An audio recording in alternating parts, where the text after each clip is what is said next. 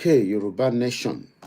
Onshini, our main discussion, and the only option on the table right now. Only we are asking for Yoruba to leave and exit Nigeria now before it is too late, because Nigeria is not working and it is never likely to work. So we don't want to waste our time. Thank you so much and welcome back again. As we prepare the program, hopefully we are 1 hour or 2 hours, depending on how my strength can take me tonight. And he can open his mouth. So while we are still preparing the ground for all the platforms, like we said, there will be no live transmission on the Koikimedia for now. It will be on the YouTube WD76.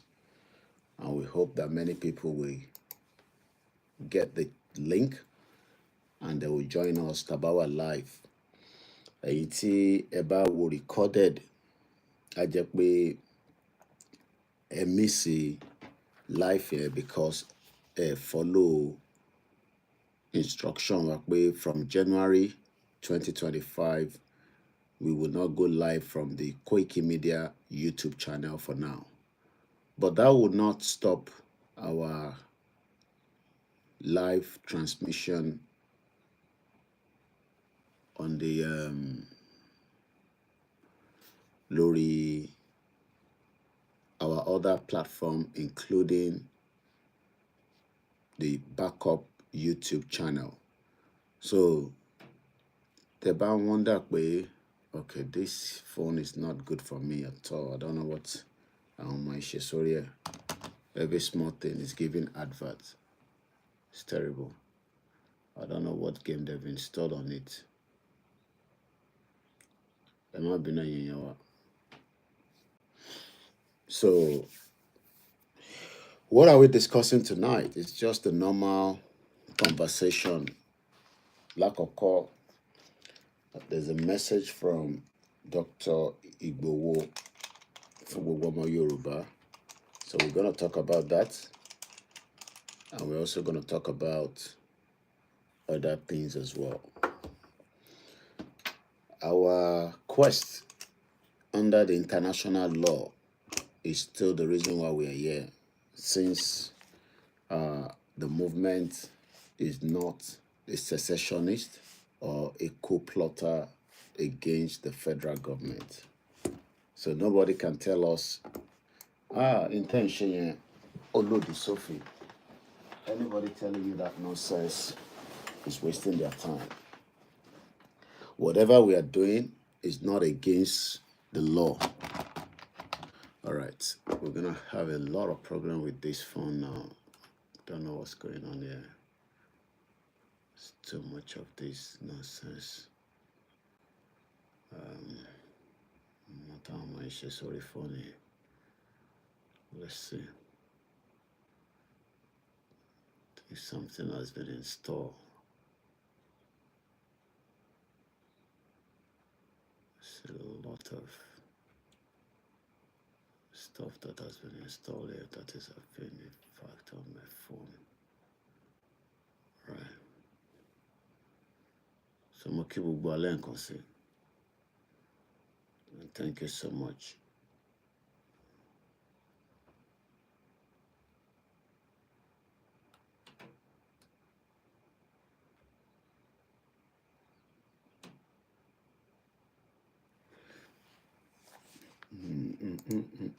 All right, let's play my beautiful live intro and then we'll kickstart bit by bit. 2nd of January. Moki Momsi, Moki Aziz. Mommy's calling. At that point I was actually in bed. So let's start slowly and slowly into the program. Share the program and invite others to do so. Koikimedia, we're bringing the world closer to your door. understand. Koikimedia, Koikimedia, Koikimedia, we bring the work closer to your doorstep.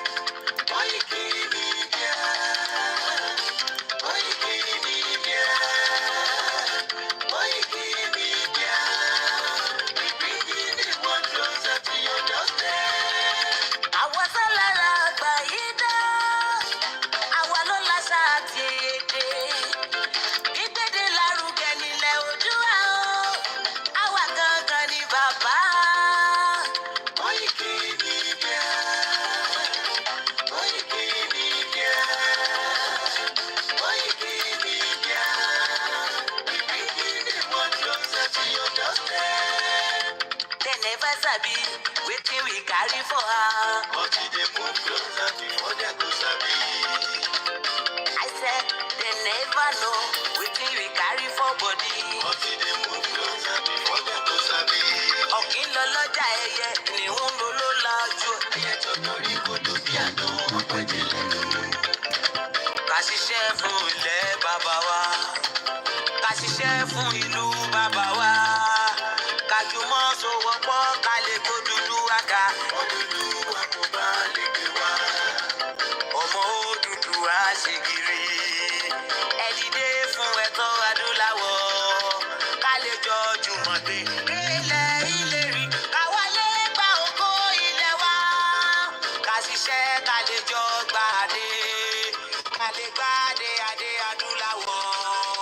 Àwa ni ìmọ̀lẹ̀ tí yóò tàn káàkiri. Ọmọ Odùduwà ni wá.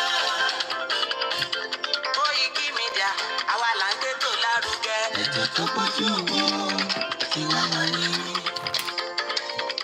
Kásá, ẹgbẹ́ polówó ọjà wa káyé mú bá yín jẹ. Ètò tó pọ̀jù owó tí wọ́n máa ní. À ń gbé tó lárugẹ, à ń gbàsà lárugẹ. Ètò tó pọ̀jù owó tí wọ́n máa ní. News and sports, ẹ máa rí gbọ́. Ètò tó pọ̀jù owó tí wọ́n máa ní. Ọmọ Ìjẹ̀bú alárẹ̀ mi ló ní kí n máa ké tantan. Koikimedia, ọ̀rọ̀ lágbájúmọ̀ mi o. Máa bá ṣẹ̀rẹ̀ lọ. Ọmọ Yorùbá nìyẹn, ọmọ Yorùbá tata o. À ń gbádùn rẹ̀, ọmọ Ìjẹ̀bú alárẹ̀ mi. Ṣẹ́yìn ló máa fi dìbò tẹ̀ mọ́lẹ̀ o. Ẹ̀yin lọ́mọ onígbò máa ń dé máa dé máa dé. Ẹ̀yin lọ́mọ onígbò máa wọ̀ máa wọ̀ máa wọ̀ o. Igbó máa wọ̀ dájòjì ò gbọ́dọ̀ wọ. Àjòjì tó bá wọ bẹ̀ á tẹ̀lé ní ẹbọra. Ẹ̀yin lọ máa náwó òyìnbó tó dé. Ìgbà tó yìnbó dé o, owó náà dẹ́ tún pọ̀ sí o. Koikimedia, ṣàwa ni bàbá. Koikimedia, àwọn ni bàbá. Koikimedia, àwọn ni bàbá. Àdáńtọ́, àtúnpèrègèdè. Koikimedia, àwọn ni bàbá. Àwa là ń gbé tò lárugẹ, jẹ́ ká jọ gbọ́ o. Koikimedia, àwọn ni bàbá. Àtúnjà fẹ́tọ̀ ilẹ̀ wa, fẹ́tọ̀ ilẹ̀ Yorùbá. Koikimedia, àwọn ni bàbá. Ọmọ Oòduà ni wá o, tọkàntọkàn. Koikimedia, àwọn ni bàbá.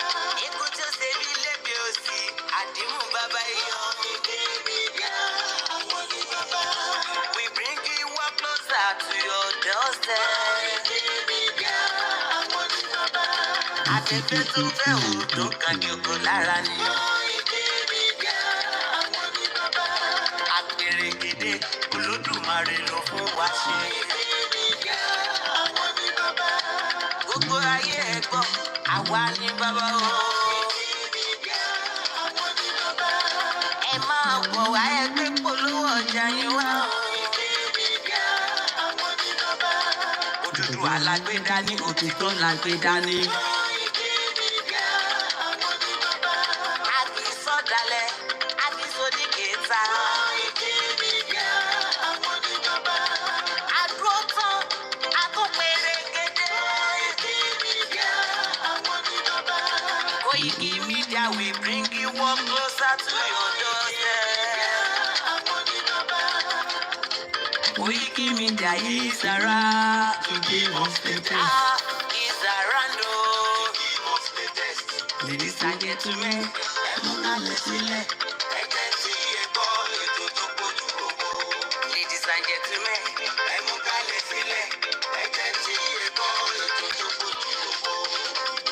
Koikimedia is around. It is 2 minutes before 2 a.m. in London, England, precisely. Níbi tí a ti fẹ́ mú ètò ti àárọ̀ yìí wá, ẹ bá wa share program. Lẹ́ẹ̀kan sí, no live on Koikimedia YouTube channel.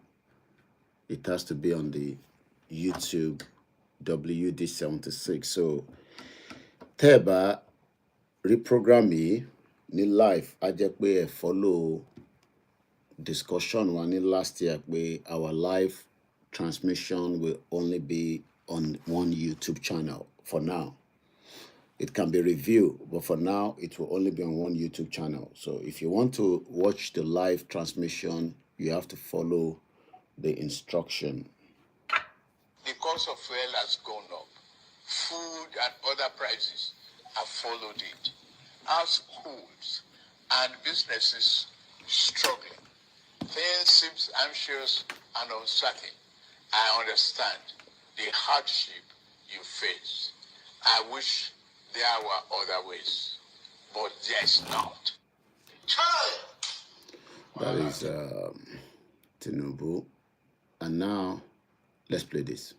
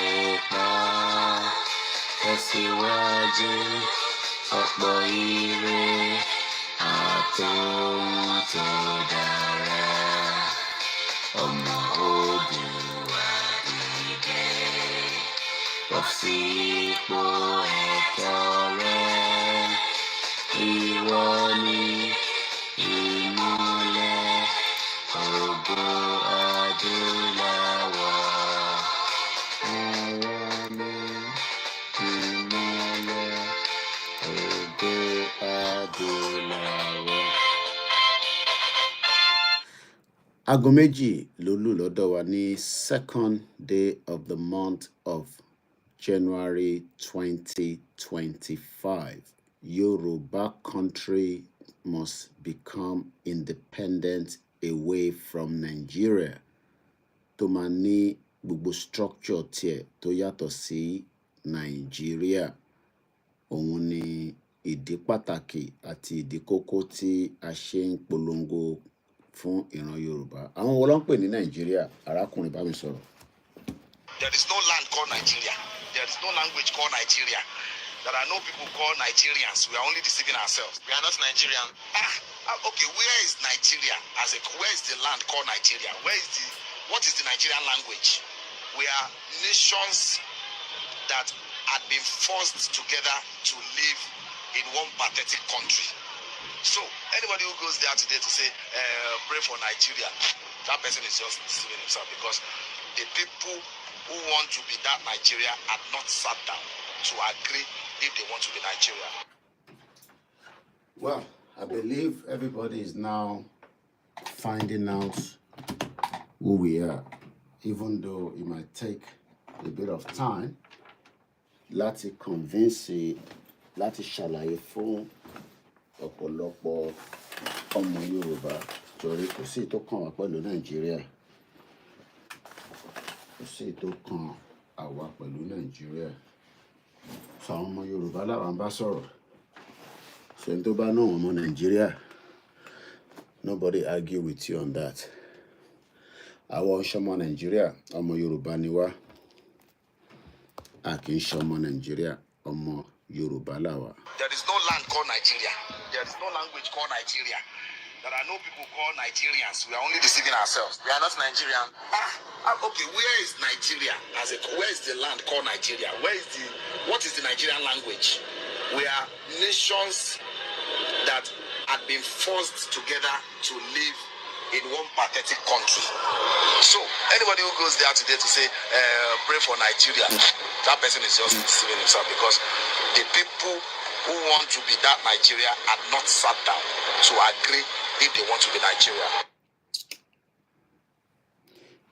The people, who are the people? Àwa ìran ọmọ Yorùbá. Mo kí gbogbo ẹ̀yin tẹ́tí darapọ̀ mọ́ wa pé ẹ káàárọ̀, ẹ káàbọ̀ sórí ọjọ́ kejì nínú oṣù àkọ́kọ́ ọdún 2025. Bá ṣe bẹ̀rẹ̀ 2024 náà nìyẹn tó lọ. Inú ẹ̀ ní ọ̀pọ̀lọpọ̀ nǹkan ṣẹlẹ̀, bá dúpẹ́ fọlọ́run. Tí àkọ́kọ́ tí ẹ máa darapọ̀ mọ́ wa lélẹ̀, ẹ bá wa pín program wa. Ẹ jẹ́ ká kọ́kọ́ sọ ohun tí bàbá wa Ìgbòho fi ránṣẹ́ sí gbogbo ọmọ Yorùbá fún ọdún 2025. Tí ẹ bá ń gbọ́ wa, ẹ bá wa pè lóbi wọlé káwọn náà láǹfààní àti lè gbọ́ wa. So this is how Oloye asked us to tell every one of us the greetings of 2025 as released by spokesman OLAYOMI KOIKI yesterday.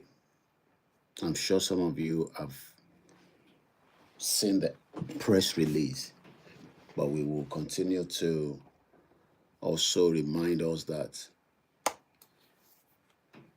the work of the media is to promote and prepare you, because even as much as some of you might not agree, the end of Nigeria is the push that we are doing right now. Bear with me, I just want to get all my phones well prepared and charged, because when I go into the program, I don't want anything to disturb me. So we're prepping everything ready so that when we go fully into the program, nothing will disturb us and all our concentration will be, since we are not in Nigeria, it's only Nigeria that don't have electricity. And we have electricity here, so it's only that, and I want to make sure I'm well seated. Happy New Year. It is still New Year, so we have to continue to say Happy New Year, at least for the next. Let me not be distracted with calling your names, but as you're coming into the program, please share the program and invite others. Some might think that what we are doing is a joke, but time will tell whether it's a joke or it's not. Time will tell. So please share the program and invite others to do so. Okay, this one is still moving like a yo-yo. Costco Joko Dada. It's not well seated, that's why. Yeah, I think it's better now.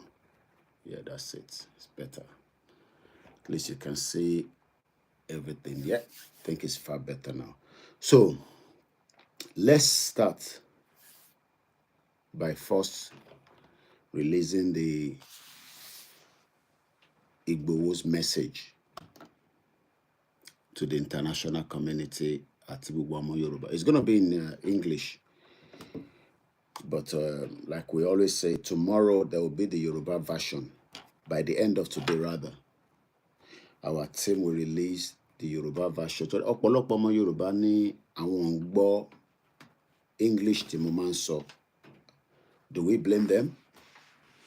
You have to blame me for the Nigeria that told us our language is English, even though our language was never meant to be English. But I do prefer long play all those issues are becoming something that we are asking all the time. Who is a Nigerian? So, and that is why we are doing what we are doing every day, to remind ourselves who we are. So, it is not the English people that will tell us who we are. If you like, agree. If you like, disagree. Nigeria is either we go in peace or it will go in pieces. And many Nigerians knows that because your temper will rise and your demands will become much high. But what they draw the will go here, because if the North get the power again, everybody will suffer the consequence of not allowing Nigeria to break. Should you let power return back to the North? Whether you support Yoruba nation, whether you support Biafra nation, whether you support Arewa nation, if power returns to the North, every single one of us will pay the heavy consequence of that. And that's the reason why we don't want to wait for that. So, Happy New Year once again. So let's prepare and read Igboho's statement as been released by Koikimedia yesterday. Share the program and invite others to do so. Chief Sunday Adeyemo extends New Year greetings and reaffirms commitment to Yoruba nation is the message that came out yesterday from the Koikimedia team. I spoke to Chief. He's doing very well. He's doing extremely very well. And likewise, Professor Akitoye. Both of them are in good spirit. Both of them are in good spirit. That's all I can tell us. Both of them are in good spirit. That is all I can tell you for now. And Baba, that is all, Baba Akitoye. Some of you expect Igboho to be coming out every day. Igboho has a spokesperson, and that is me. So if at any time Igboho needs to deliver a message to you and others, it will send me the message to be delivered. And that's exactly what we're about to do right now. So let us appreciate him. So let's get that kickstart because of our time. It's exactly 10 minutes past. And the statement will go like this.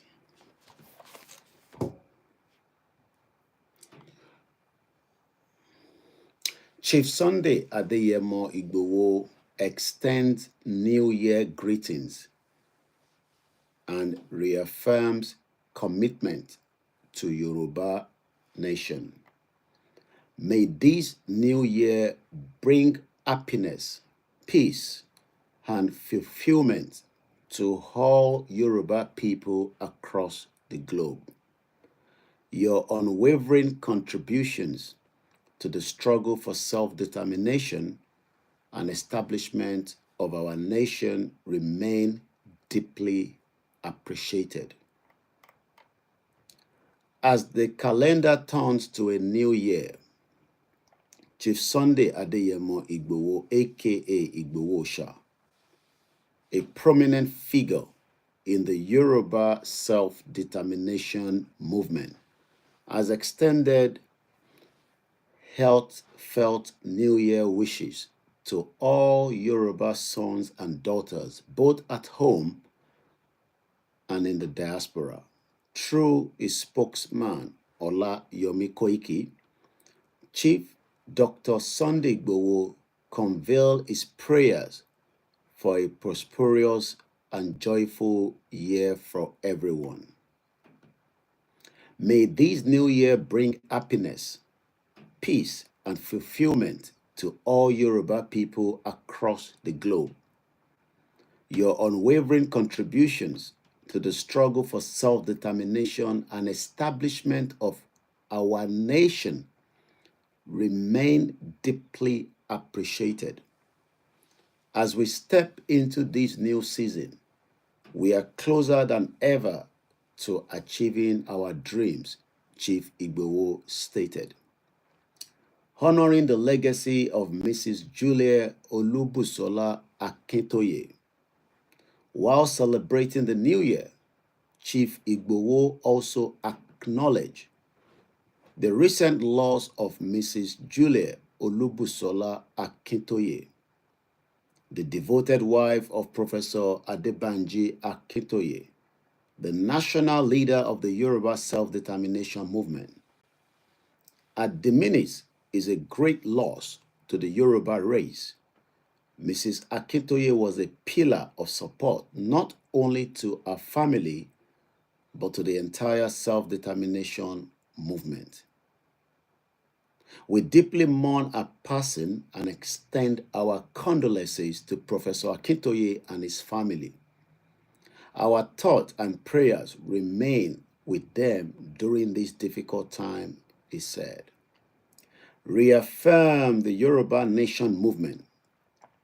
Chief Dr. Sunday Igboho used the occasion to reassure all Yoruba people that pursuit of self-determination remains steadfast and non-negotiable. He emphasized the collective commitment to achieving freedom and urged everyone to prepare for peaceful rallies and protests that will amplify the demand for Yoruba sovereignty. Our watchword remains no going back. This is the time for unity, courage, and focus. We are resolute in our mission, and we call on all Yoruba sons and daughters to be prepared for what lies ahead. Peaceful protests and rallies will be held continuously to assert our right to self-determination. Do not fear. This is a movement that will bring about the change we all desire. A call for unity and action. As the Yoruba Nation movement advances, Chief Dr. Sunday Igboho called for unwavering unity among the people. He urged everyone to stay vigilant, proactive, and determined in their resolve. This is not the time for hesitation. We must sit up, organize, and move forward together. The journey may be challenging, but our destination is clear, and our victory is certain, he added. In this new message, Chief Sunday Igboho's words serve as a beacon of hope and a rallying cry for the Yoruba people. It concluded with a renewed commitment to the cause, assuring everyone that the dream of a sovereign Yoruba nation will soon become a reality. Chief Sunday Adeyemo Igboho, through his spokesperson, OLAYOMI KOIKI, and this was released 1st of January 2025. Fáǹfààní àwọn èèyàn wa tí wọ́n gbọ́ òyìnbó, èyí tí bàbá wa fi ṣe àtẹ̀jíṣẹ́ fún wa lánàá, òun ni pé kí gbogbo wa, àwọn kọ́kọ́ kí wa ní kíkí ọdún tuntun tí a wọnú ẹ̀ yìí, láti fi sọ fún gbogbo ọmọ Yorùbá pé mọ́tò wa náà ni pé no going back. Òun ni ìrìn àjò Yorùbá nation. Bàbá wa Olóyè Ìgbòho ní ọdún tí a wọnú ẹ̀ yìí á mú ọ̀pọ̀lọpọ̀ ìdùnnú, àlàáfíà àti gbogbo ohun tí olúkálùkù wa ń fẹ́ ní ọmọ Yorùbá ní gbogbo àgbáyé tí a wà.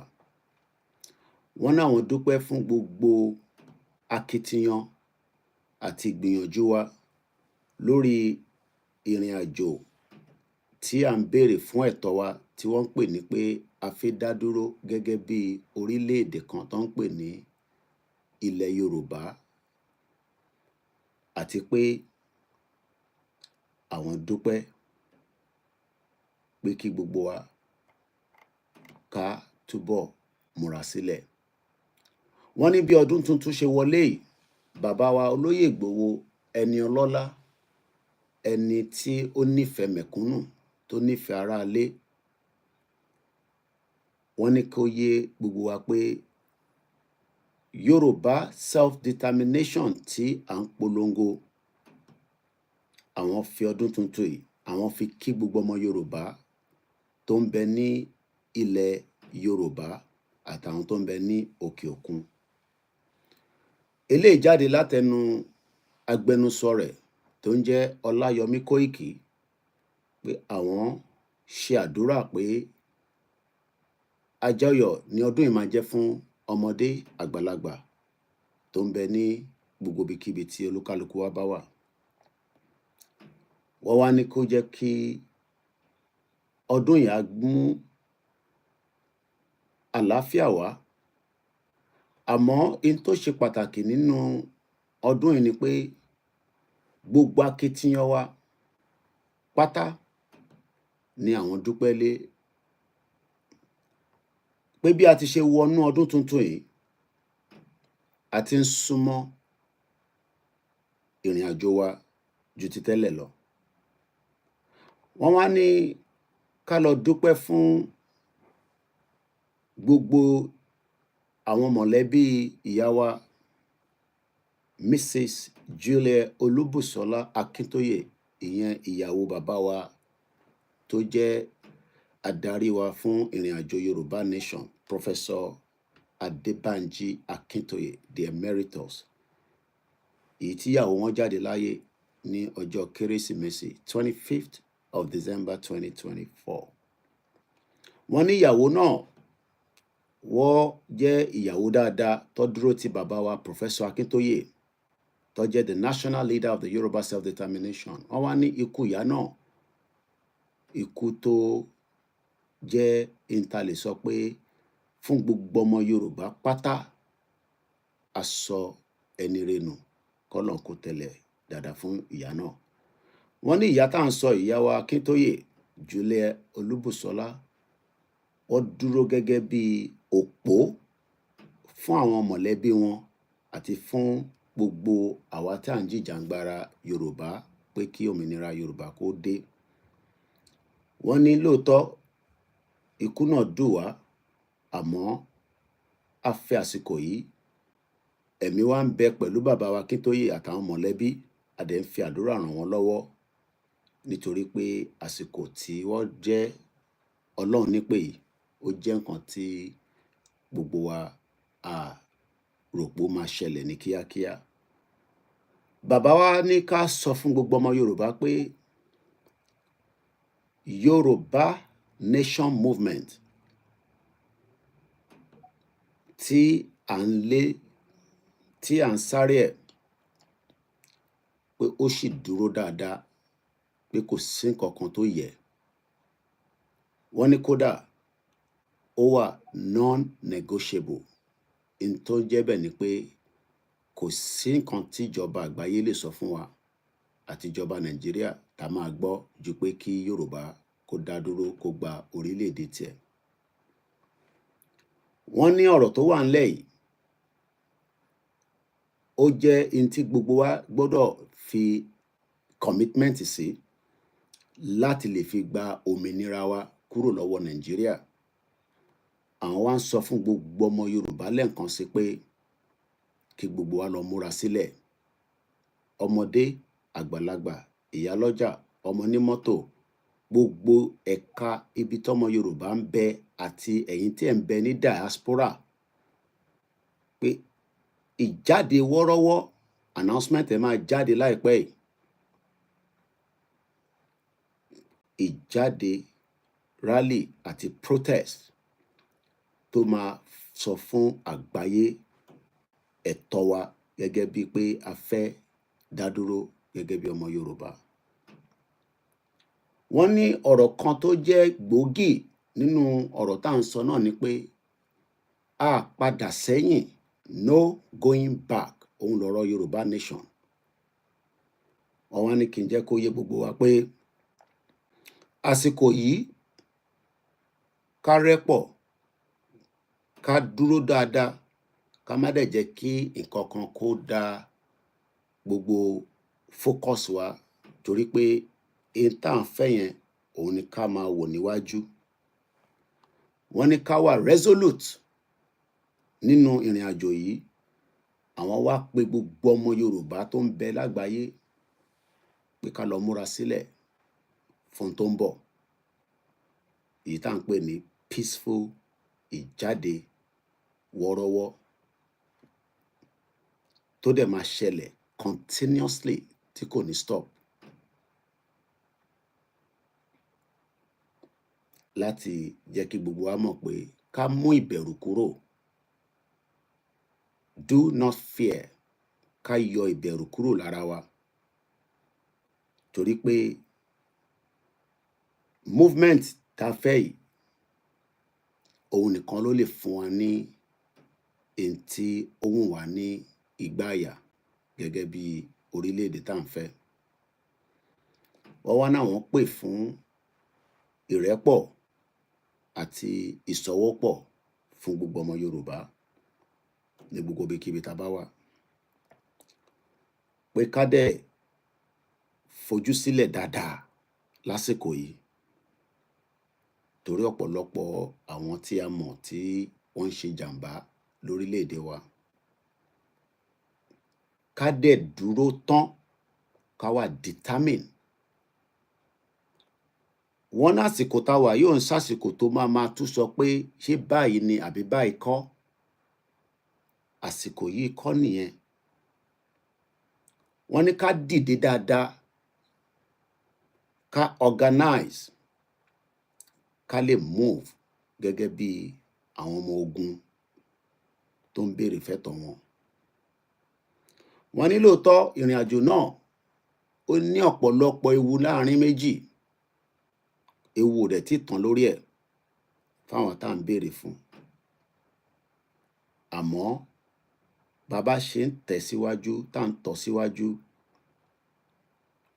a máa clear, torí pé ẹni bá parí iṣẹ́ òun ló máa gba result, victory.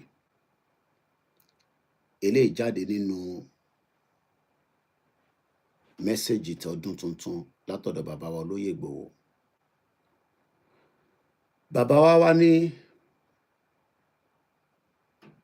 látẹnu ẹ̀ directly pé the beacon of hope and a rallying cry for Yoruba people, gbogbo ẹkún wa pátá ká fi wá jáde sọ fún gbogbo àgbáyé in tó ń pa wá lẹ́kún.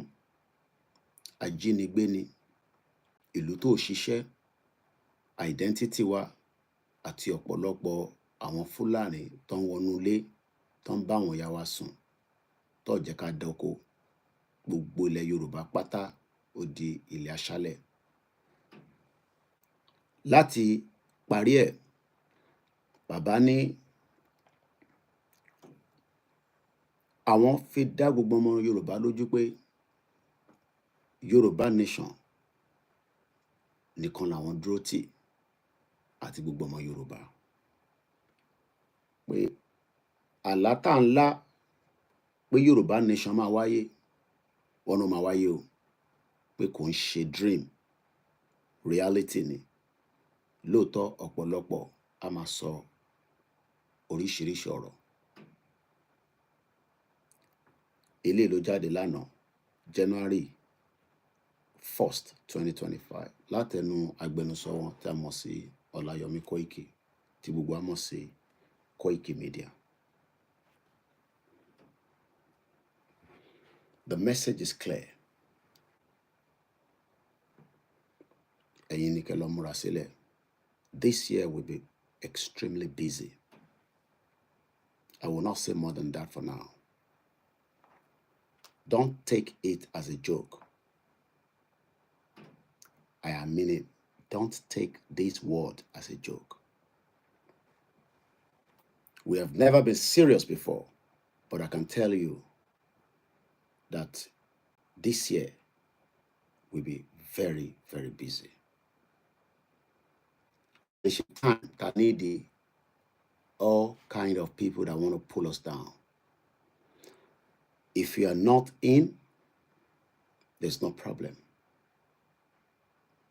Kò bá jẹ́ àwa méjì péré la wà into it, it will be a big task. But the more, it will make it very easy. Gbogbo ọmọ Yorùbá lọ̀rọ̀ yìí bá wí. There are quite a lot of details of information tó wà nínú kan tí a kà yìí. Ọ̀rọ̀ ń bẹ nínú ẹ̀ tó pọ̀, and I'm sure onílàákàyè will have understood that this message that came from Igboho was carefully prepared for the task ahead. Lóòótọ́ ọ̀pọ̀lọpọ̀ máa ní kò sí nǹkan tí ó máa ṣẹlẹ̀ ju pé àwísọ ọ̀rọ̀ lásán ni. I will leave it like that. But this is a very important year. If we are serious, kúrò nínú Nigeria. It's not a time for people to call us and tell us things that will try to bring the spirit down. This is the time pé ọ̀pọ̀lọpọ̀ wa àti gbà pé kò lè ṣẹlẹ̀ torí pé àwọn nǹkan kan tó ti ṣẹlẹ̀ sẹ́yìn. Even though pé gbogbo wa mọ̀ dájú pé gbogbo ohun tó ṣẹlẹ̀ ó lọ́wọ́ àwọn olóṣèlú nú. Olóṣèlú ò fẹ́ jẹ́ kí Yorùbá kó lọ. Gbogbo ohun tó ṣẹlẹ̀ pé movement fi di ibi tó dé lénìí tí wọ́n fi dàrú, tó fi compromise ẹ̀, tó lúkálùkù á yọ ọ̀rọ̀ ẹnu sọ sáwọn tó jẹ́ aṣíwájú wa. Kódà àwọn kan sọ oríṣiríṣi tí ọmọlúàbí tíyàn bá wò wọ́n títí, ìyẹn á máa béèrè pé ṣé Ìgbòho náà ni ẹ wá sọ di toothpick torí pé ó fi rẹ̀ sílẹ̀ fún wa. Ọ̀pọ̀lọpọ̀ yín mo ní wọ́n bí bàbá yín dá àti ìyá tó bí yín dánwò ló bí yọ̀kẹ́rẹ́. Ẹni tó bá bí dá di ẹ̀dá kó jáde láàárọ̀ la kó lọ ṣe 1% ní tí olóyè Ìgbòho àti bàbá Akíntóyè ti ṣe. Ẹ̀ tó bẹ́ẹ̀ ni mo sọ. Ọ̀ tí bí bàbá yín dá. Bàbá wa kan pè mí lánàá 80 years old. Wọ́n ní tó bá yẹ pé àwọn ṣì wà ní Ṣàngó Òde ni àwọn ready láti gbé ìbọn láti fi jẹ́ ká parí iṣẹ́ tó wà lọ́wọ́ wa yìí. He's here in the UK. 80 years old. Wọ́n ní oṣù mẹ́sàn-án làwọn tí ń wá báwọn ṣe máa rí nọ́mbà mi bá mi sọ̀rọ̀. Wọ́n ní tó bá jẹ́ pé àwọn wà ní Ṣàngó Òde àtàtì ìbọn làwọn máa ní kó gbé fáwọn.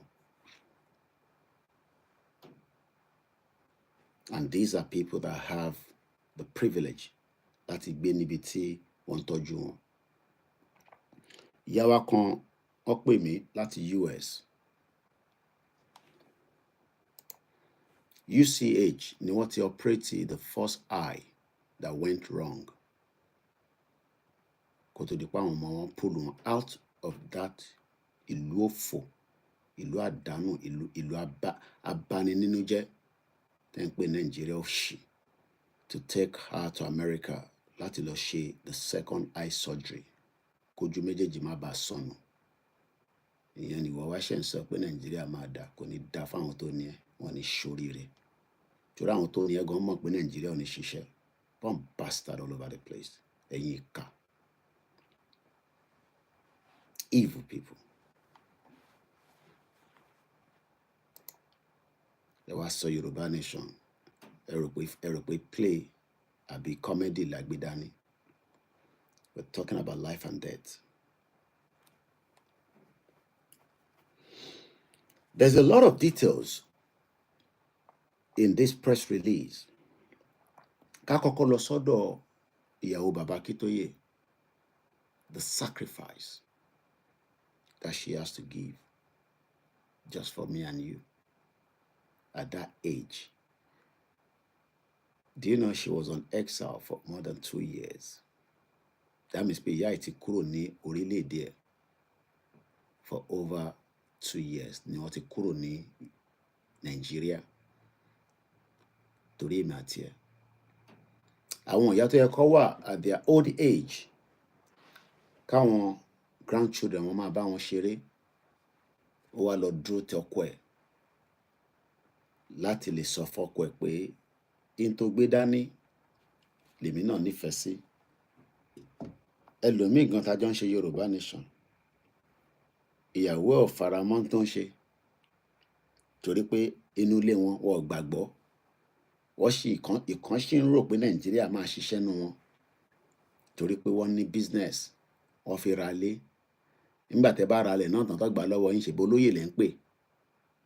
Pump bastard all over the place. Ìyẹn ara ilẹ̀ after 20 years, àwọn ọmọ onílẹ̀ kan á dé láàárọ̀, àwọn ọba òfò, ṣebí gbogbo ẹ̀ lárí. Àbẹ́rẹ́ àwọn images ta post before the end of last year tí ọba olórí burúkú kan, àwọn ọba bomb bastard tó jí láàárọ̀, tó da gbogbo léwó, tó sọ àwọn èèyàn wa dẹ́n tó nílé, tó ní kó lọ máa mú 30 million. Ilẹ̀ tẹ́lómi ti rà tó ń ṣọ̀rọ̀ 10 years, 15 years, wọ́n dáwó tó bá ti ní 30 million. Ṣé ibà ṣe máa lọ náà nìyẹn? Àwa ní ká dìde, àwa ní àìtí rẹ́dì, kò tí ì sásìkò. Ẹ̀ẹ́dẹ̀ lè ṣe. Mo dẹ̀ sì sọ, tó bá mọ̀ pé bàbá ẹ̀ wọ́bi dáadáa pé olóyè ò mọ̀ ṣe, tó bá dàárọ̀ ọ̀la lọ ṣe in tó lóyè ń ṣe, kó kọ́ ṣe fún oṣù kan, kó wá rí ìjà ìwà àti government. Ó rò pé gbogbo èèyàn ní Elédùmarè máa ń gbérúṣẹ́ bẹ́ẹ̀ fún ni. Tó bá jẹ́ pé bó ṣe ń gbé fún gbogbo èèyàn ni, gbogbo èèyàn á ti dìde. Bí àṣà Prophet Nasiru, wọ́n ní a lè wà nílùú kan kí gbogbo wa wá di afọ́jú kalẹ̀. Àbí náà, a lè wà nínú ìlú kan kí gbogbo wa dàbí òkú. Torí for many years, òkú ni gbogbo wa nínú Nàìjíríà, àfìgbà tó lóyè àti bàbá Akíntóyè tó gbá gbogbo wa létí pé ká dìde, a kì í ṣe òkú, alààyè ni wá. So as long as tá bá ṣì ń breathe, alààyè ni wá, òkú lẹni tó sin sílẹ̀. Kò sí bó ṣe lè nífẹ̀ẹ́ yàn tó, kò sí bó ṣe lè nífẹ̀ẹ́ family ẹ̀ tó, wọ́n bí bá bẹ́ẹ̀ dà kò ní kó sin ẹ́ pẹ̀lú ẹni yẹn. Òwò náà dókú nìyẹn. Òkú ní gbogbo wa. Olóyè wa dìde àti bàbá Akíntóyè, ó wá jí gbogbo wa lójú oorun pé ká dìde, ká ṣaragírí.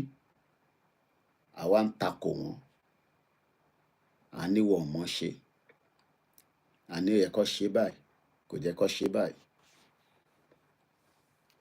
Ọmọ wa kan tó ń pè ní, ẹ jẹ́ forúkọ sílẹ̀, pè mí lánàá, èmi mo pè é nígbà tó fẹjọ́ ẹ̀sùn mi. Wọ́n wá pè é. Wọ́n á ní lóde tó ṣe bẹ́ẹ̀ yẹn. Ṣé o mọ̀ pé ọ̀pọ̀lọpọ̀ ò ní nọ́mbà mi lọ́wọ́ tó ń wá nọ́mbà mi? Ìwọ ní nọ́mbà mi, ò bá pè mí, ó fẹ́ máa rojọ́. Ẹjọ́ yìí náà ni. Ọmọ wa dáadáa dẹ̀ ni, tó dúró dáadáa. Ṣàrò gbogbo ẹjọ́ náà. Ẹ wà nínú group, ẹ ti gbàgbé pé inú group tẹ wà yẹn, àwọn kan wà tó jẹ́ olórí níbẹ̀. A dẹ̀ lè ní driver méjì. Lóòótọ́ group lẹ́yìn pé, but ẹ̀yin ò mọ̀ pé gbogbo àwọn group yẹn pátá ni wọ́n ní àwọn tí wọ́n ń listen sí látòkè.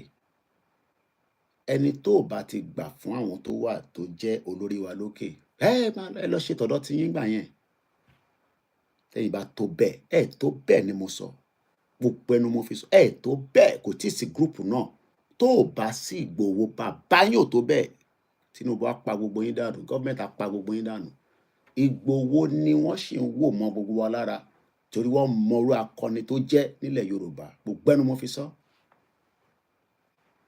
kò ń ṣe pé torí mo jẹ́ agbẹnusọ ẹ̀ mo débi táwọn àgbàlagbà tó ń sọ pé eléyìí tí ó wà lẹ́yìn bàbá yìí òun náà ní Ọlọ́run ló rán sí wa kábíyèsí gan mọ̀ bẹ́ẹ̀ Ọọ̀ni of Ifẹ̀ ṣí fìlà forí adé wọ́n ò lè sọ pé àwọn ọmọ ẹni tí Ìgbòho jẹ́ nílẹ̀ Yorùbá táwa lè wọ pọ́n bastard ẹjọ́ kẹ́ máa kọ right up òṣì lórí WhatsApp group ẹ̀yin olórí burúkú ẹ̀yin máa lè tí bàbá yín bá tó bẹ́ẹ̀ ni láàárọ̀ látílẹ̀ bá mọ́ ẹ̀yin fọhùn sínú bí tẹ́ wà láti kẹ́ ṣe fídíò kẹ́ sọ pé kí Nàìjíríà kó pín ẹ kàn ṣe fídíò ní UK tẹ́ wà l'Amẹ́ríkà tẹ́ wà ní Canada tẹ́ wà nílẹ̀ Yorùbá tó bá bí bàbá yín dà yẹn jáde kẹ́ ṣe fídíò láàárọ̀ la kẹ́ release síta but I want Nigeria to break ẹ̀yin olóṣì ẹ̀yin tá a mọ̀ one bastard. Ṣàdúpẹ́ fún bàbá Akíntóyè for the pain you have to go through látara pé ìyàwó yín kú.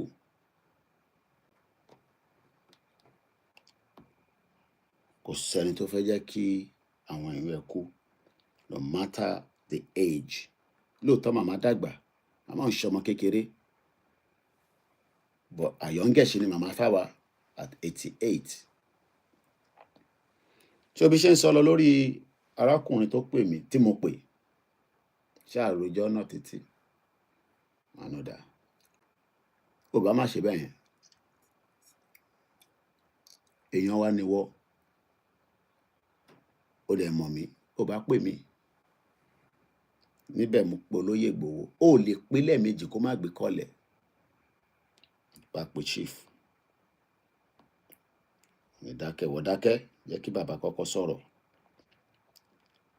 ó yá béèrè question lọ́wọ́ olóyè Ìgbòho ó béèrè multiple question I don't need to give you all the details.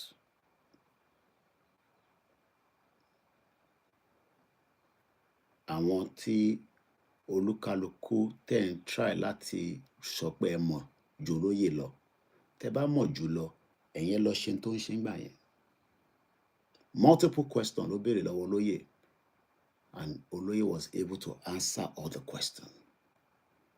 Kò ń ṣe gbogbo ilẹ̀ máa ní irú privilege yẹn and I don't have to give everybody that privilege and it doesn't have to prove anything to anybody. Ẹni tó bá ní kò mọ̀ ṣe mo sì sọ pé tó bá bí bàbá ẹ̀dá ìwọ jáde lọ ṣe tó lóye ń ṣe I still stand on that. Tẹ́ bá mọ̀ pé rẹ́kọ̀dì ẹ̀ ó ti sú yín ẹ ti wà tired kò dẹ̀ lè gbé wa délẹ̀ lérí ẹ̀yẹn jáde náà kárí tẹ̀yìn náà kárí itú tẹ̀yìn lè pa ẹ̀yin tẹ́ lè pa nothing ẹ̀yin tẹ́ lè pa tó gan nínú ilé yín pẹ̀lú àwọn fámìlì yín ẹlòmíì ilẹ̀ lásán ló gbà lọ́wọ́ ẹ̀ níbi tó ra rẹ̀ sí ó ti ń tọ̀ sára ilẹ̀ lásán ló gbà àwọn ọmọ nílẹ̀ ilẹ̀ ìjà mọ́tò park lẹ́nu pàǹjà ni. We're talking about the government now, a government that has gbogbo resources ní Nigerian government ní lọ́wọ́ owó ní àwa ṣe ń wọ́ owó ni tó bá ní owó Nàìjíríà ní owó tó bá ní wọ́n ní network because gbogbo ìlú tó ń bá Nàìjíríà ṣe network Nàìjíríà ni àwa kan wá fèsì pé kò ń ṣe coup plotter kò ń ṣe secessionist à ń béèrè fẹ́tọ̀ wa lórí ẹ̀ ní ìyá wa Julia Olúbùsọ́lá Akíntóyè kú sí Ọlọ́run lọ́rẹ̀ mi màmá náà kó bá wa dúró ti àwọn fámìlì wọn. It's a painful one but so ọmọ tó pè mí lánàá he was shocked pẹ̀lú àwọn nǹkan mi tó gbọ́gan lẹ́nu lóye pé máa ní ṣe mo sọ fún ẹ ṣe rí gbogbo àwa táyìn wà nínú different WhatsApp group ẹ lọ ṣe díẹ̀, ẹ lọ ṣe sùúrù. Kí ni mo sọ fún yín? Gbogbo àwọn tí wọ́n jẹ́ àwọn leader yín nínú group wọ́n gbà fún lóyè ni. Èyí tẹ́yìn bá rò pé kò gbà fún lóyè ẹ̀yẹn fi sílẹ̀. Wọ́n ò lè dá ṣe. Kò sẹ́ni tó lè dá ṣe lóòótọ́, but ẹ lè dá ṣe torí pé olóyè ṣì ni kọ́kọ́rọ́ wà lọ́wọ́ ẹ̀. I have said this 4 years ago. Tó bá mọ̀ pé kọ́kọ́rọ́ wà lọ́wọ́ ọ̀wọ́, ẹ lọ ṣílẹ̀kùn yẹn náà kó fún wa ní Yorùbá nation. Tó bá jẹ́ pé bó ṣe easy nìyẹn, tẹnu yín máa wá rọ́ọ̀fù. So ẹ jẹ́ ká ṣe sùúrù. Àná olóyè rẹ̀ ti sọ nínú àtẹ̀jíṣẹ́ àfiránṣẹ́ yìí. Reaffirming the Yoruba nation movement. Kí ló ń pè ní reaffirming? Lóòótọ́ ẹni tó jókòó tó ń gbádùn ayé ẹ̀ á máa sọ pé olóyè ò sí nínú Yoruba nation mọ́, ó ti compromise. Kò sí nǹkan kan tó máa ṣe. Ẹ̀yin kọ́ lẹ máa sọgbà tó máa ṣe nǹkan. Àwa kọ́ la máa direct ẹ̀. Òun ló máa sọ àsìkò tó rò pé Ọlọ́run rán òun ṣẹ́. Ẹ̀yin lẹ ránṣẹ́ ni. Ṣé ẹ̀yin lẹ ránṣẹ́? Ṣé ẹ̀yin lẹ rán níṣẹ́? Ìbọn ló rán rẹ̀ níṣẹ́. Jẹ́jẹ́ ló jókòó tó wà comfortable nínú àgbàlẹ̀ ẹ̀. Ní n tó ní ẹlòmíì kó tó lè ní n tó lóye ní wàá sáré. Wàá sáré ẹ̀mí àfẹ́ bọ́. Ó wá fi rẹ̀ lẹ̀ fún wa.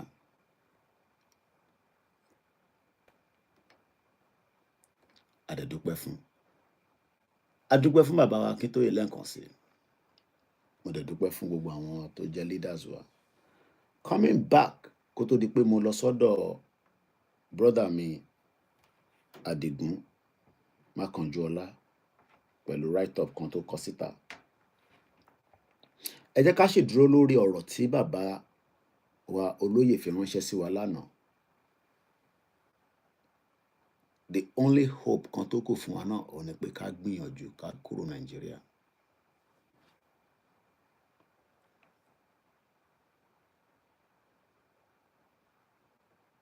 That is the only hope. Anything less than that is not going to work.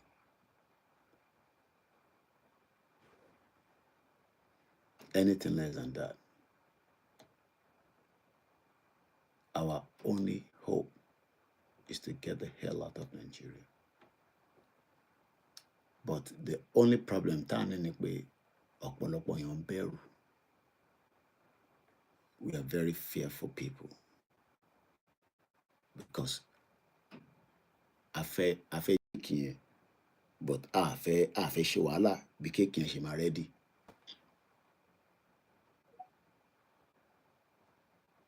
And that is why tí tẹ́ bá lọ gbọ́n tí Rotimi Amechi sọ.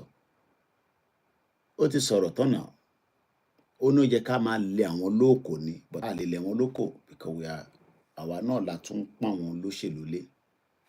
He said it. Is in the media. Ìyẹn Rotimi Amechi olórí burúkú gbogbo àwọn olè.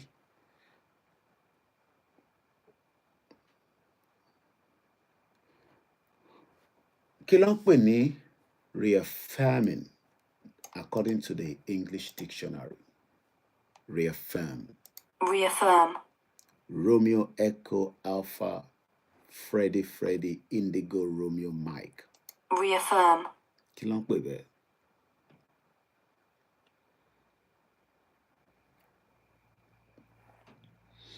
Tá bá sọ pé Reaffirm. And the present participle will be reaffirming. Reaffirm. Confirm the validity of something previously established. Yoruba nation has already been ongoing, but because àwọn ẹlẹ́nu já wáyà, àwọn ẹlẹ́nu já máìkì, àwọn tó fẹ́ dá wálẹ̀, àwọn tó fẹ́ sọ pé kò lè ṣeé ṣe, olóyè ní kí n sọ fún gbogbo yín pé eléyìí tá gbé dání, no retreat, no surrender. Òun la gbé dání. And that is why it is called reaffirming. That message, don't take everything inside it for joke. Because mo mọ àwọn kan nínú yín, ẹ rò pé Yoruba nation is a joke.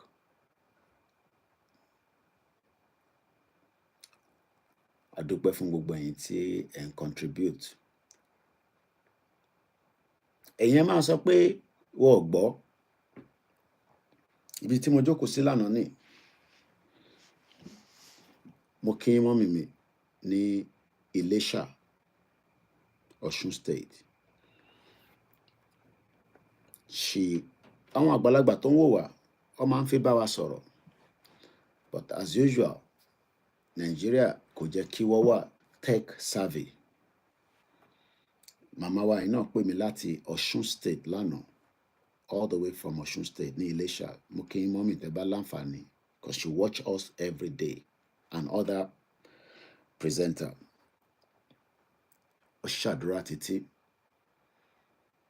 Wọ́n nígbà táwọn grandchildren àwọn wálé látà. Imagine that she has to wait for the grandchildren to come from abroad. I won't tell you which of the country, before she can help her to impute my number, and then she can send me that call yesterday. So it's a privilege. Nígbà tó náà wọ́n pè láti Iléṣà, I knew that our message has penetrated quite a lot of places. Our messages were penetrate, but I need láti enhance it. So mo dúpẹ́ pé gbogbo àwọn ìyá tí ẹ̀yin rò pé wọ́n nífẹ̀ẹ́ Yorùbá nation, wọ́n nífẹ̀ẹ́. Nigeria is a bloody fake destroyer tó ti bayé jẹ́. Let's go back to this message, reaffirming the Yoruba nation movement. Tí bàbá wa olóyè fi jáde lánàá, tó fi bá wa sọ̀rọ̀. What is the meaning of reaffirming? To make a renewed commitment to something. To reaffirm, to make a renewed commitment to something. What is the something that wà fẹ́? Ẹlòmíì lè fẹ́ yàwó, ẹlòmíì lè ní òun fẹ́ ọmọ, ẹlòmíì ní òun fẹ́ travel, ẹlòmíì lè òun ní ebi ń pa òun ni. But in tí olóyè Ìgbòho sọ ni pé, we are telling you, à ń sọ fẹ́yìn ọmọ Yorùbá, ọ̀rọ̀ Yorùbá nation kò ń ṣe àwàdà o. Reaffirming.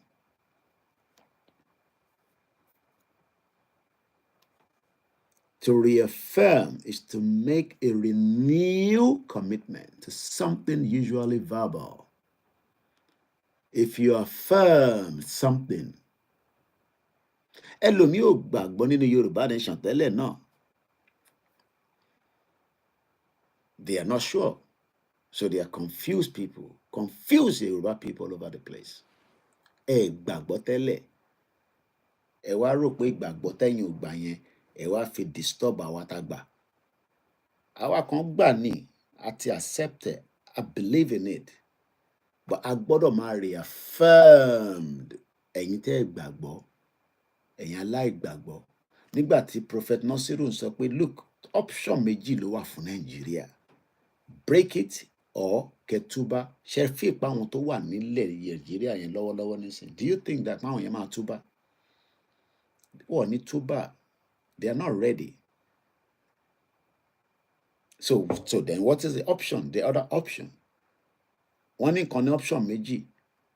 Ẹ túbá, ìtàjẹ̀sílẹ̀, ẹ ṣe tí mẹ̀kúnnù fẹ́, wọ́n ní ṣe. Àbí wọ́n rò pé bó ṣe ń bá lọ, wọ́n máa rí ṣe. Níjọba, ìjọba òfò, ìjọba àdánù, ìjọba olè, àti tàná àti tèní àti tìjẹ́ta àti tí wọ́n ti ń ṣe bọ̀ tó fi parọ́ for everybody pé the future is bright. Gbogbo wa dẹ̀ mọ̀ pé kò sí nǹkan kan tó bright nínú future yẹn, irọ́ ló wà níbẹ̀. So why then la ṣe ń force ara wa lé lórí? Because in tó bá ní work, ẹ jẹ́ ká fi sílẹ̀ kó máa bá tiẹ̀ lọ. Ẹ jẹ́ ká fi sílẹ̀ kó máa bá tiẹ̀ lọ because kò work. Kò sí nǹkan tá a fẹ́ ṣe. Nàìjíríà ó ti fail woefully. Ó fail lánàá kí Tinubu tó dé, ó ti fail. Nígbà tí Tinubu dé, ó fail. Bí Tinubu bá tún ṣe tán, ó sì máa fail ni. So what are we then talking about? Because ó ń fail continuously. And the longer tó bá ṣe ń fail yẹn táwa wà nínú ẹ̀, the more tó máa affect the individual. And everybody will go through the pain separately. Àwa kan feel pain yẹn because our family wa tó wà níbẹ̀, they are not comfortable. Bẹ́yìn comfortable pẹ̀lú òfò àtàdánù the life tẹ́yìn gbé. We are not comfortable with the way our family are living in that shit hole country. Àwa comfortable, inú wa ò dùn. Bí àánú tí wọ́n ń dùn bí wọ́n ṣe ń send owó sí wọn, inú tàwa ò dùn because ó jẹ́ káwọn náà lè máa send owó sí wa, ó jẹ́ káwọn náà wà comfortable. Àwa tá jẹ́ pé àwa àtúwà comfortable díẹ̀, a ṣe ń sọ pé àwọn family wa wà comfortable. Tí mo máa lọ bẹ́ẹ̀ mú kí gbogbo èèyàn wá pé reaffirmed òun ni ká sọ fún ẹ̀yin tí aláìgbàgbọ́, ẹ̀ kúkú gbàgbọ́ tẹ́lẹ̀ náà. Akákọ̀ fún yín ní reaffirm ni pé bẹ́yìn ò bá gbàgbọ́, it's okay. Torí akúkú mọ̀ pé púpọ̀ nù yín bẹ́ẹ̀ ṣe fẹ́ bà nǹkan jẹ́ náà lẹ́ ń wá tẹ́lẹ̀, bẹ́ẹ̀ ṣe fẹ́ dàrú. And that is the message that Olóyè decided pé ká sọ fún gbogbo ọmọ Yorùbá pé lóòótọ́ ọ̀pọ̀lọpọ̀ nǹkan, this program is not going to go for just under 2 hours as usual. So it might not even be 2 hours, another 30 minutes, I might end it, or 28 minutes, 1 hour, 30 minutes. The message mo fi deliver, but I'm not. So let me move swiftly because this Igboho's message, I will continue to break it down to the barest minimum for understanding, because this is the year that will lead to the next year, that will determine, this year must determine the next year for us. Ọdún tá wà nú ẹ̀, ó gbọ́dọ̀ determine next year. Then next year gbọ́dọ̀ wá determine the following year. And that's why Igboho says is reaffirmed. Kì í ṣe Igbo, and any business pẹ̀lú Igbo. Mo ka gbogbo comment wọn. Igboho pẹ́pẹ́pẹ́pẹ́pẹ́. Kì í ṣe Igbo, àmọ́ra wọn rí, àmọ́ wọn rí. Ọ̀rọ̀ Yorùbá làwa ń sọ. Ilẹ̀ wọn ń ṣe ilẹ̀ Igbo. Ilẹ̀ Yorùbá ní tiwa, tí wọ́n yàtọ̀ sí tiwa. To reaffirm is to make a renewed commitment to something. If you affirm something, you are saying, I, OLAYOMI KOIKI, believe in the cause of Yoruba nation. Ṣé o lè fọwọ́ sáyà kó sọ pé èmi ọmọ báyìí torí Ìgbòho fọwọ́ sáyẹ̀ ní kọ̀rọ̀ ní gbangba. I, Dr. Chief Sunday Igboho, reaffirm my commitment to Yoruba nation. Can you also do the same? Ṣé wọn náà lè fọwọ́ sí igbá yẹ, just like Baba Akintoye, that says and quote that lè frustrate òun out of Yoruba nation, because they were going to frustrate the old man. Wọ́n fẹ́ frustrate Baba Akintoye kó lè jáde kó ní náà wọ́n ṣe. Ó ní kò sí tẹ́lẹ̀ sọ fóun. There's nothing you will tell him or people will say against him that will make him exit Yoruba nation.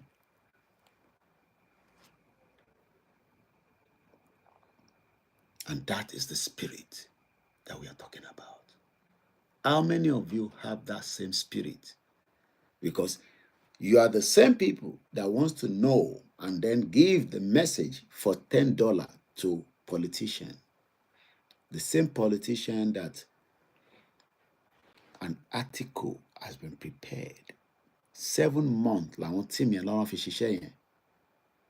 I've been privileged to be given the snip view. You will see figure of how much each of those criminal politicians under Tinubu's government, their assets.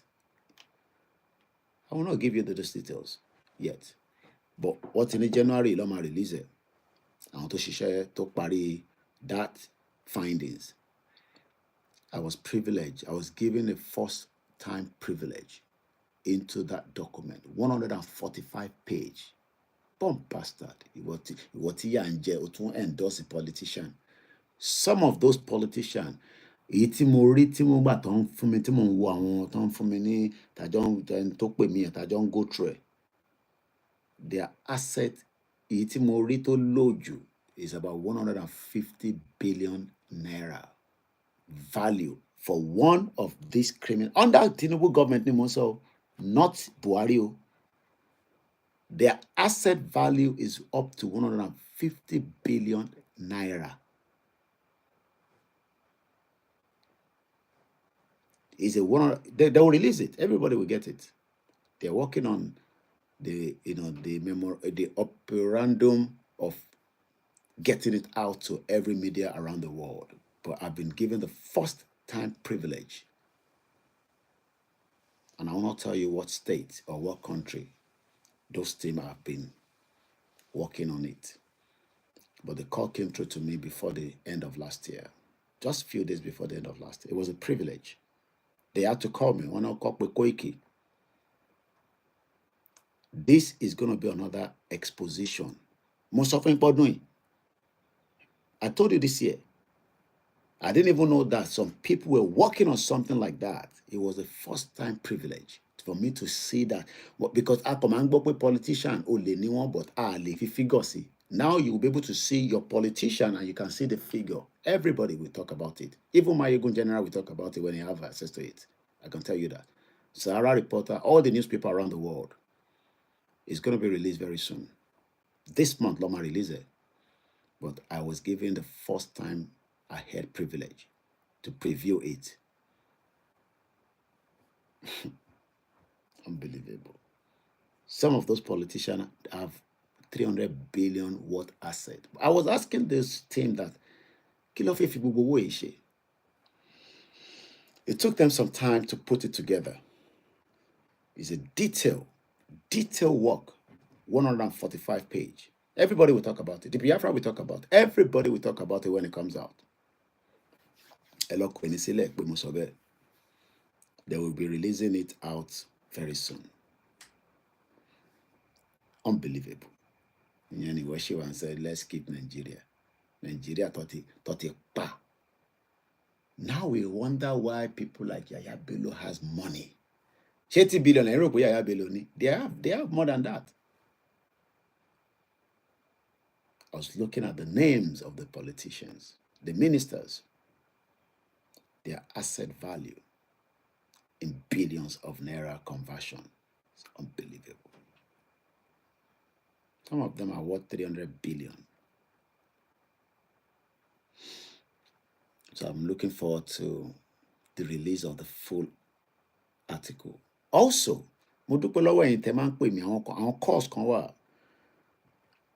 by end of this month, we might bring the person. I don't know whether it will be coming here, but I hope they've given me the assurance that it will come on Koikimedia.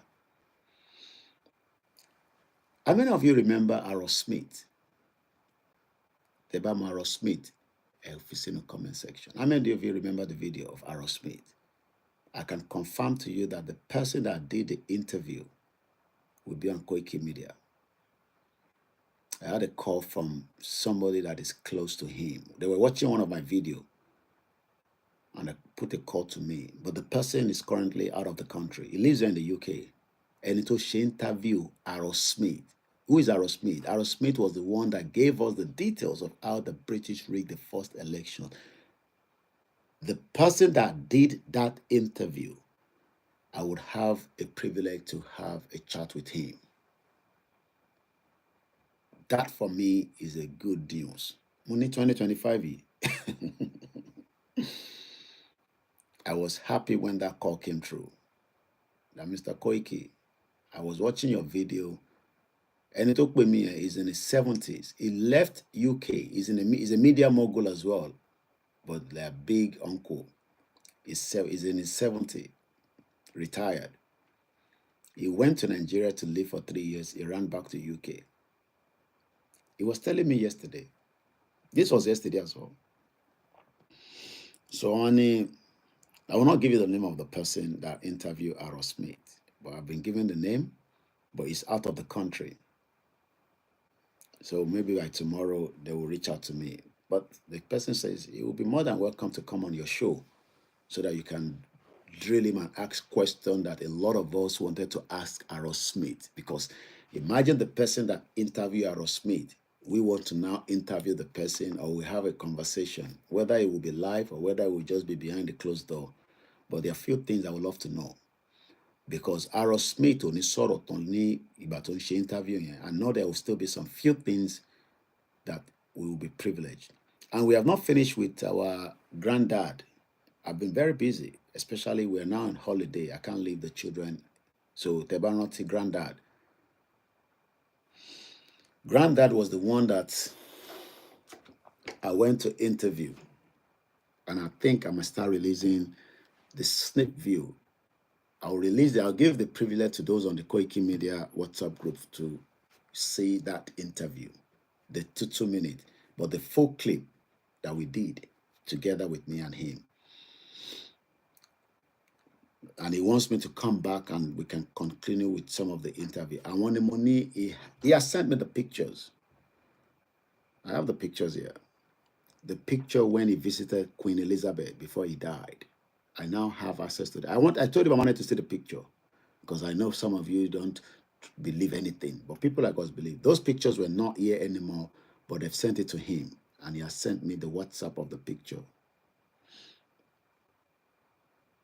It's a privilege to have access to all this information because information is the key.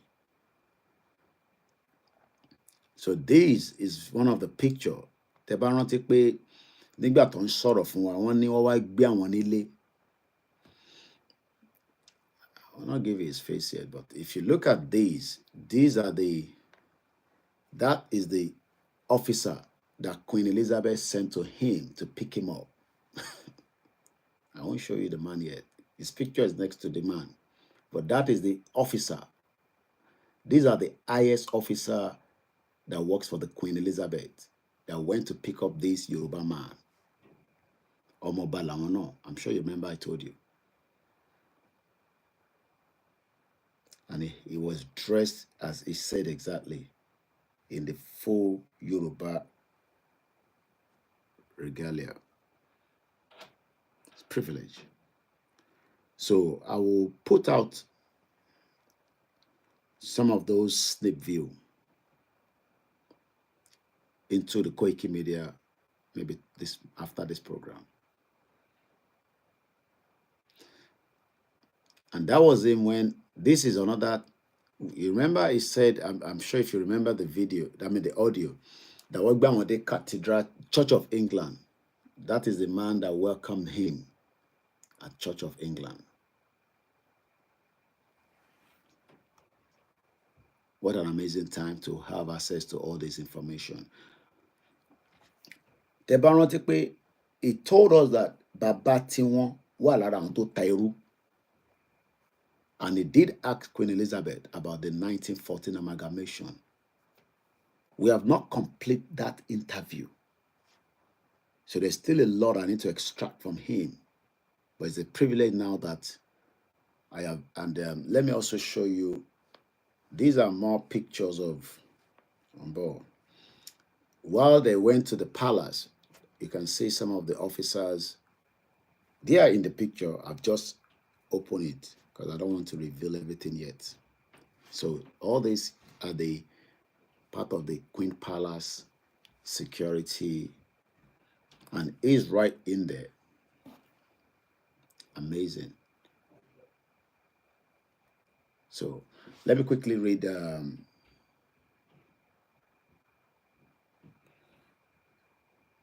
Mark Onjola, but we will complete the Igboho's press release more tomorrow in the morning. But let me go back to Mark Onjola because I got to end the broadcast in just a few more minutes. The task ahead, we need all your support. Happy New Year to everyone that have joined. I can't be calling names out.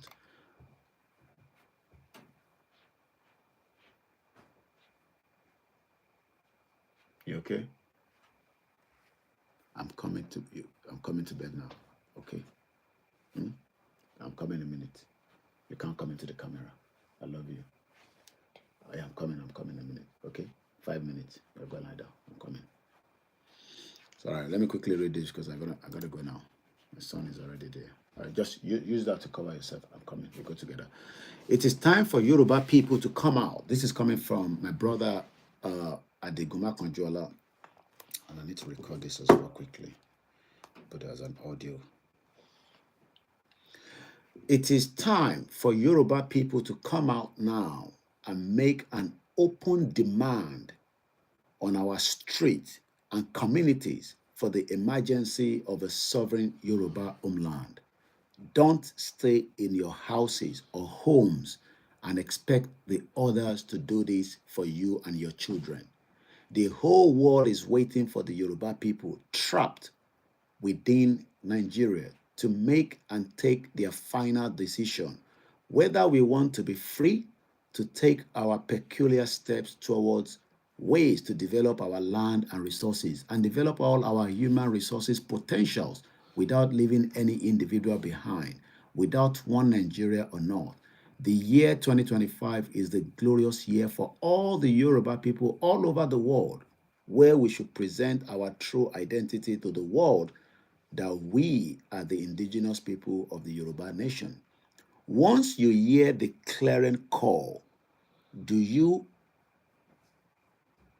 not wait to mobilize until you join the crusade for the creation of a sovereign state of the Yoruba nation? Yours, Revolutionary Adeyemo Igboho. Fún àǹfààní àwọn tí wọ́n gbọ́ èdè Gẹ̀ẹ́sì, ẹ jẹ́ ká sáré ṣe ìtumọ̀ ẹ̀. Wọ́n sọ pé àsìkò tí à ń pè fún Yorùbá kó dá dúró, gbogbo ọmọ Yorùbá pátá ló gbọ́dọ̀ jáde ní gbogbo ibikíbi tá a bá wà ní ilẹ̀ Yorùbá àtàwa tá a wà ní òkè òkun láti béèrè fún ẹ̀tọ́ wa.